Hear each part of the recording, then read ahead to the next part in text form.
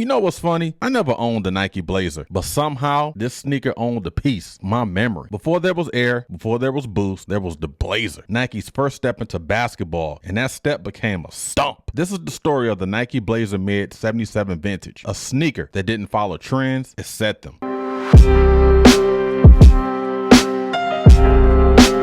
The Nike Blazer launched in the early 1970s, named after Nike's hometown squad, the Portland Trail Blazers. Nike was still new to the hardwood. In this sneaker, it was the swoosh's debut statement. The first NBA players to wear Nike, they wore the 1972 Bruin prototypes, but by December of 72, the Blazers had entered the game. 1 year later, in 1973, a catalog claimed rugged and well-built for the maximum of support and comfort.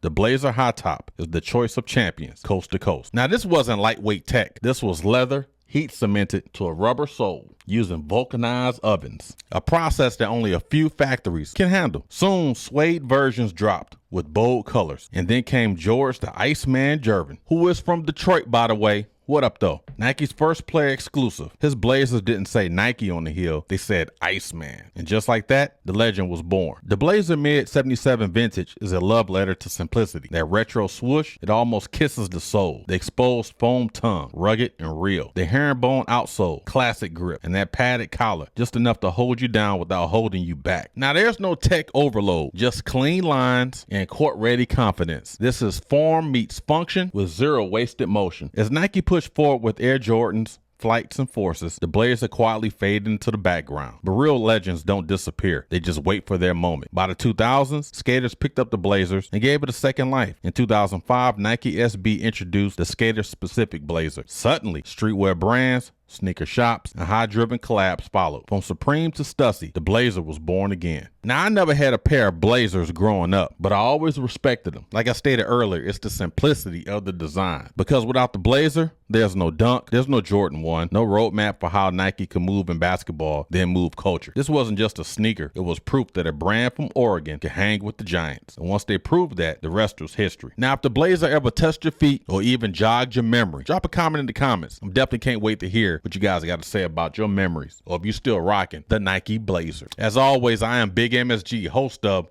the Nomad Cast Sneaker Stories, telling you stories that you forgot to remember. Hit that like button, tap subscribe, and share with someone who still respects the origin of sneakers and their stories. One thing I will tell you about the Nike Blazer, because everything is just so simple. I keep tossing that word around, simplicity, but that's what it is. Think about it. Simple Nike font in the back. Nothing creative. Again, this is 1970s, right? But it's just a simple sneaker. Nike swoosh, look at that toe box. That's old school, baby. That old school Nike outsole. The midsole, Nike swoosh, the leather upper, padded collar, old school Nike tongue. This is back in the day, man. This is definitely retro. A nice pair of the Nike Blazers. My very first pair of the Nike Blazer. It's a great shoe, man. It looks good. And I've seen these for years, but I never wanted a pair. But now I'm starting to reach back in time and telling stories of yesteryear, going back into the archives, baby. Old school, baby. Old freaking school. The Nike Vintage 77 Blazer.